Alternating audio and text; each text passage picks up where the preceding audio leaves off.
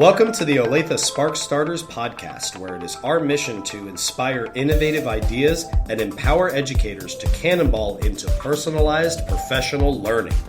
We're your hosts, Jordan Billings, 7th grade social studies from Indian Trail Middle School. And Ryan Stevens, 8th grade social studies at Summit Trail Middle School. Our goal for this podcast is some idea smashing to bring together research-based strategies and technology to actively engage our students.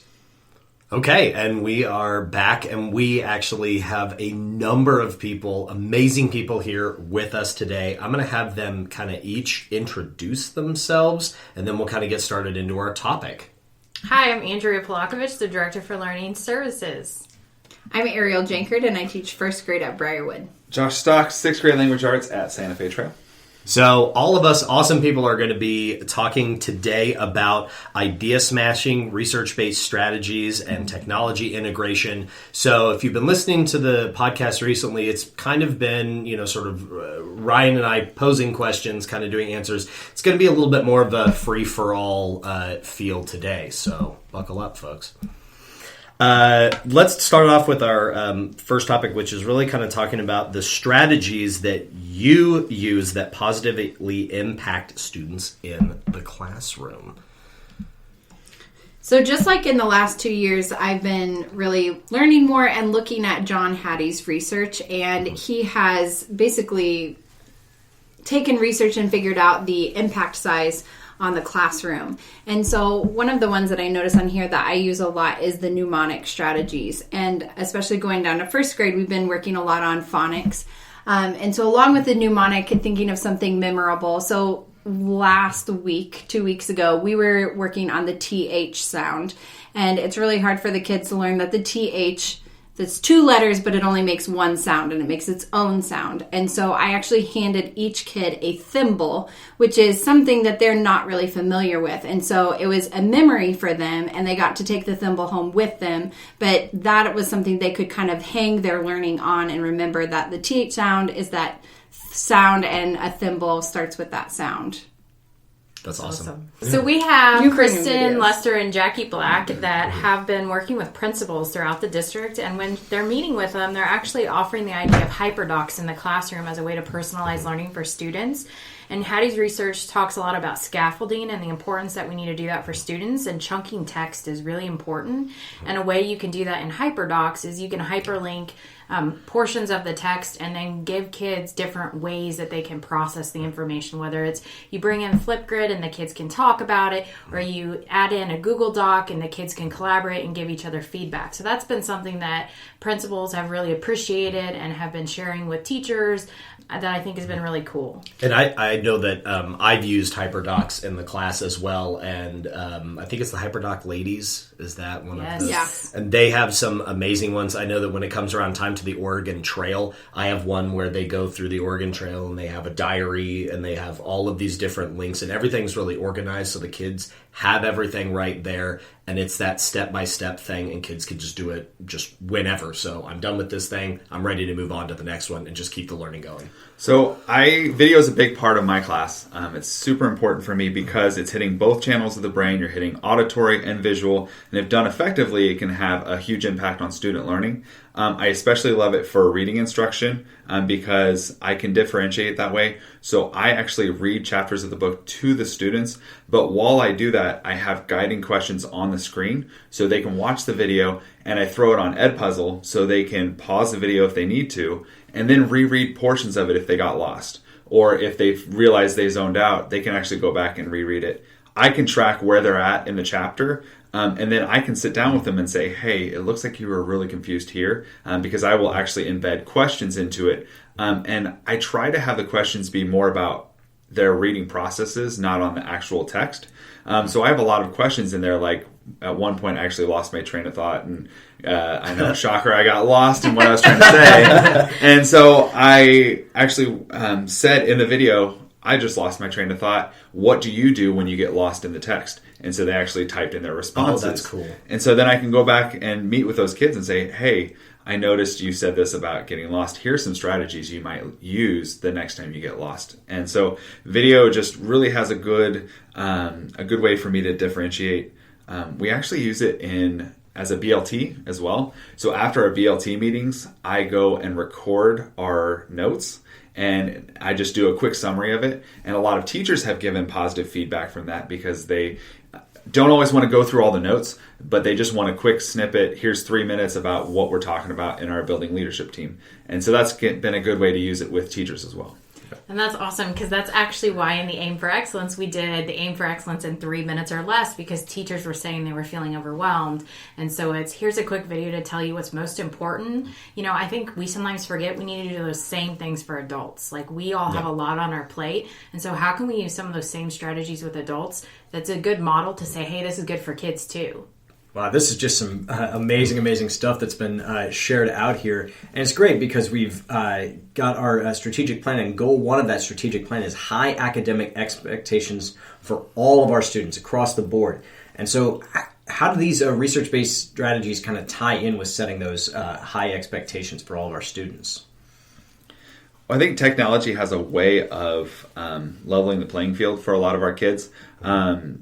Especially things like text-to-speech, speech-to-text, some of those tools that are built into, for example, the iPads. Those are things that can help some of our students who may have things that they want to put down on paper that they want to share and write about, but then they get stuck because they may not know how to spell a word. And so they'll do the thing where they start to write the word and they're like, I don't know how to spell it, so I'm going to choose a really simple word instead.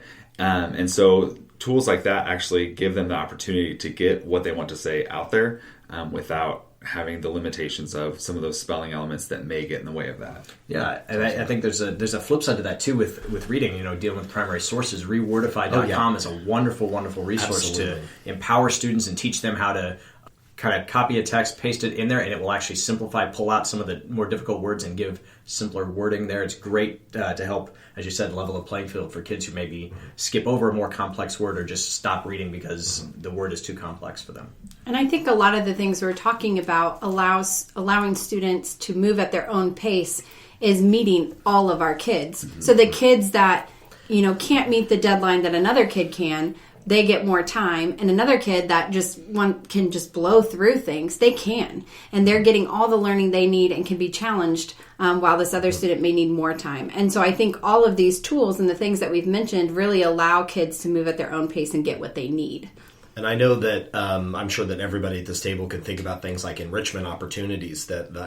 We all have treasure troves of just extra learning that kids could get to. And by being able to do that, you're right, we're going to have kids that are just going to shoot through stuff and to say, hey, now that you've done this, here's the bonus. Like, here's the next thing that you get to do.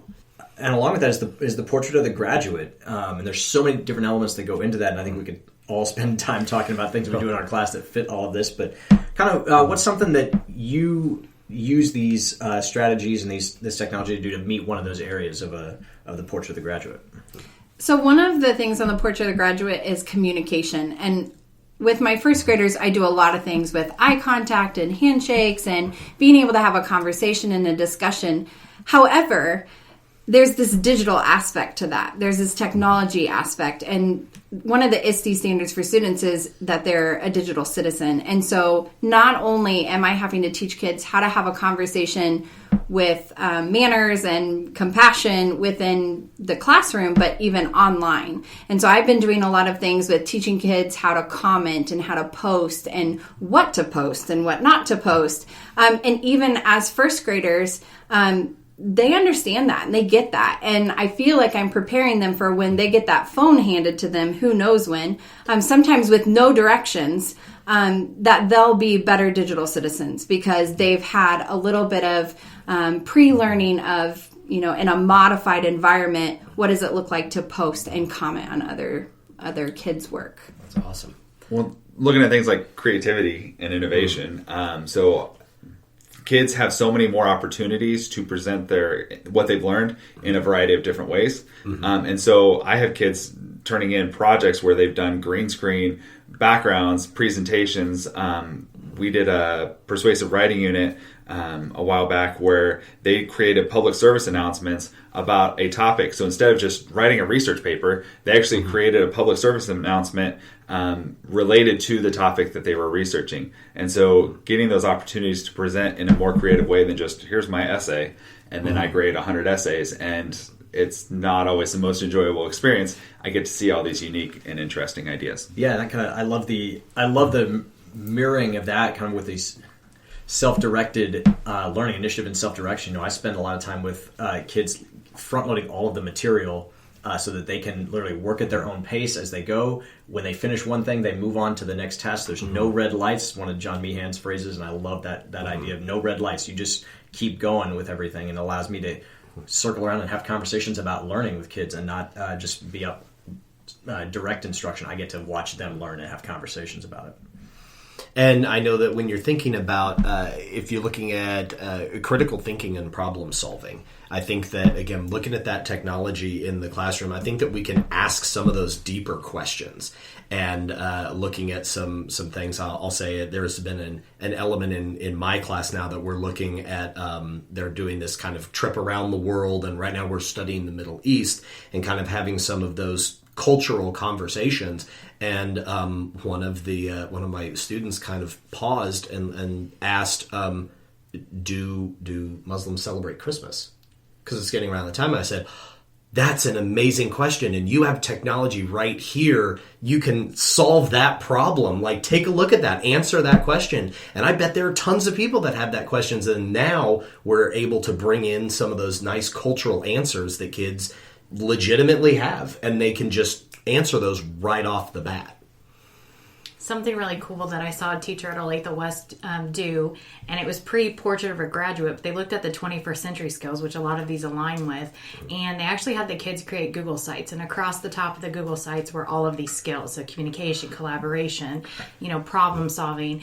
And then what the kids did, one of the units, they brought Kristen Lesser and actually Jackie Black in again. Sorry, they're pretty famous now. They brought them in, and they showed them the OPS EdTech website, and there's all these different tools that you can use. And they had them pick a standard in a class, any class across the school, that they found boring. So, you just don't like to learn about it. And then the kids used the OPS EdTech website to design a lesson. So they actually built the lesson, and then they taught the lesson to a panel of teachers to persuade them to teach in a different way. And it was just one of the coolest things that I've seen, just that technology and the impact that it can have. So let's talk about what are favorite research-based strategies that you have and that you combine with technology. I love, the aspect of I have flipped lessons that I love doing with kids, but I think probably one of my favorites is combining the Montessori station model with QR codes where students can access documents and they can also do Flipgrid stations. They can do ed puzzles or Padlets, and they work at their own pace through it. And then when they're done, they show me that their progress is done. They check off, hey, I got this station done, and they move on to the next one. It's just a fun thing to watch the energy get amped up for 50 minutes or 2 class periods, depending on how long it lasts. That's cool. Again, I also love video still. So micro-teaching, video review of lessons. So the thing I love about that, though, is they have to be short. So if you're going to create videos, research shows that it has to be 6 minutes or less. And so I would consider chunking your videos into smaller videos. So short 3 minutes about a topic. That way students can watch exactly what they need when they need it. And see, I know, as you've been mentioning Edpuzzle, I know that I kind of do the same thing too, and it's a good way to, even if you're looking at geography of a region, it's nice. I mean, you can have video, show them the picture, have that discussion, and then build in, if you're doing Edpuzzle, building in the questions and things like that, just as those checks to just make sure that we're not just watching the video. And I think another piece too is having kids create their own videos. And I know Flipgrid was mentioned, and so it can be used kind of as the conversational videos, but even how-to videos and what they learned videos and screencasting what they did and then recording their voice over it. Even my first graders have shown me they're quite capable of that, and they absolutely love it. They love posting it to Seesaw for their parents to see. They love getting on and watching each other's videos and leaving little messages for their friends. So I think kids creating videos is very powerful as well. And actually, self-reflection has a really high impact when you look at Hattie's research. And our e-communications teachers, they actually have the kids blog and take pictures of their work and self-reflect every single day. And it's really cool to just watch then how the kids respond and learn and grow from each other through that process. All right. Well, this has just been some amazing stuff that we've heard today. So we thought we'd kind of end this with each of us kind of sharing somebody out on Twitter that'd be a great person to follow that has this idea smashing down pat. So I can start us off. I'm not going to take this one because I'm certain either Josh or Jordan would love to have mention him, but I'll mention John Meehan at Meehan EDU. Yep. He's really kind of changed my way of thinking about gamification and how to amp up the engagement and bring it into more exciting and theme park and less not just the epic adventure. I would probably have to say Tara Martin. People hear me talk about her a lot, but if you go to her website or follow her on Twitter, I'm not sure what her, if it's at Tara Martin, but she talks a lot about book snaps. And if you go to her website and read about it, there's a lot of brain research behind visualization of taking pictures and then adding it to text and then processing it. And so she's definitely someone that I would follow because she really smashes research and tech together. For me, I would suggest following Michael Matera. He's at Mr. Matera, and he does some great things, not even just in the gamification process, but I know that he also does a lot with things like video blogging, things like 1 month goals, and doing things beyond. And mine would be Mr. Adam Wilkham. I actually got to hear him speak at Teach Better, and I've read one of his books, but hearing him speak was just really impactful. But following him, he's just a very positive person. Often you can find him in the Kids Deserve It chat.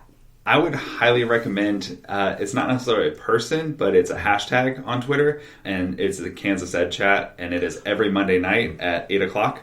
But there are a lot of great educators across the state, and the great thing about that chat is you can reach out to those people, and some of these bigger names, they're great, and I love to reach out to them, but you're a lot more likely to get a feedback from someone who teaches like an hour away from here. So Kansas Ed Chat is a great follow, and then I would just follow anyone who participates in that chat because they're all phenomenal educators. All right. I think that brings us to the end of our episode. So Andrea, Josh, Ariel, thank you for coming and talking to us about idea smashing and research-based strategies and technology. So as always, check out the most recent aim to nominate a Spark starter. There's a tab and a form to fill out where you can nominate somebody who's sparking innovation around you so that they can be recognized in the district. Until next time, keep sparking innovation.